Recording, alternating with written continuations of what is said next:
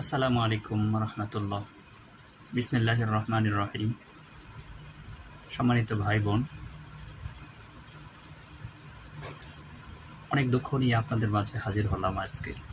যে সময়টা অতিবাহিত করছি, সময়টা খুবই কষ্টের। এই কষ্ট যারা পাচ্ছেন শুধু তারাই বুঝতে পারছেন যে কষ্টটা কাকে বলে।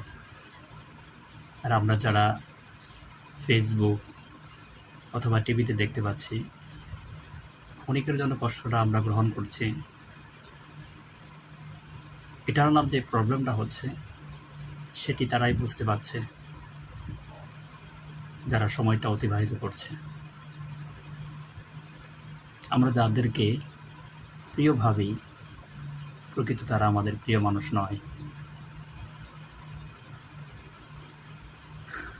আমরা যাদেরকে আপন মনে করি,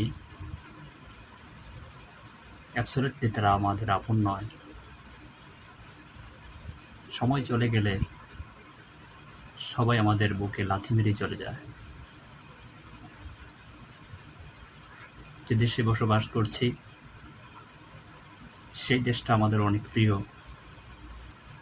অনেক রক্ত দিয়ে কেনা। এই দেশের প্রতিটা ইঞ্চি মাটি অনেক দামি আমাদের কাছে। এই দেশটা আমাদের মায়ের মতো। দেশটা রক্ষা করতে গিয়ে অনেক মানুষ রক্ত দিয়েছে, অনেক মা বোন তাদের জীবনটা বিলিয়ে দিয়েছে। আজকের যে পরিস্থিতি, ফেনী, নোয়াখালী, এদের পরিস্থিতি দেখলে চোখের পানি আর চোখে রাখা যাচ্ছে না। পাচ্ছে না তাদের একটা সুন্দর একটা জায়গা করে রাতের মতো রাত ঘুমিয়ে যেতে। পাচ্ছে না তাদের নিত্য প্রয়োজনে প্রাকৃতিক প্রয়োজন সারতে। পাচ্ছে না তাদের 3 বেলা খাবারের মতো একটা নিশ্চয়তা।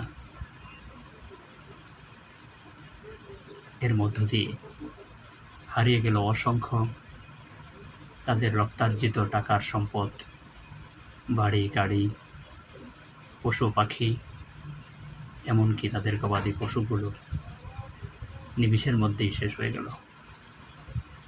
কে বা জানতো বাংলাদেশে এমন পরিস্থিতি হবে? হুটহাট করে আমাদের সেই বার্তা খুলে দিল। অগ্রিম কোনো বার্তা না দিয়েই এমন একটা পরিস্থিতি হলো পুরো বাংলাদেশে। যাদেরকে আপন ভাবি, প্রকৃত তারা আমাদের আপন নয়। যোগ গ্রহণ করার সময় যারা আমাদের কাছে আসে তাদেরকে আমরা খুবই প্রিয় মনে করেছিলাম। প্রকৃতপক্ষে তারা আমাদের আপন ছিল না।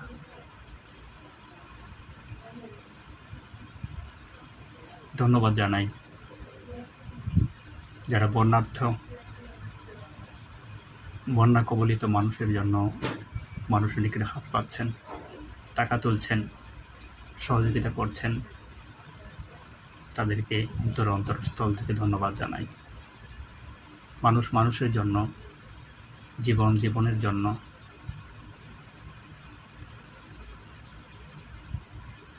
বিশেষ করে বাংলাদেশে সকল শ্রেণীর মানুষ, সকল শ্রেণীর শিক্ষার্থী যারা রয়েছে, ছাত্রছাত্রী, কলেজ, ইউনিভার্সিটি, মাদ্রাসা, সকল ধরনের স্টুডেন্টরা রাস্তায় নেমেছে।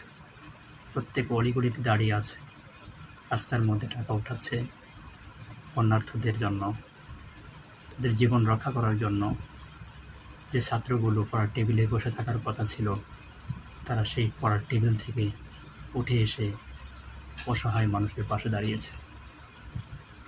আসুন আমরা সবাই যেন অসহায় মানুষের পাশে দাঁড়িয়ে দেশ ও দেশের কাজে আত্মনিয়োগ করতে পারি। সেই তৌফিক যেন আল্লাহ রাব্বুল আলামিন আমাদেরকে দেন।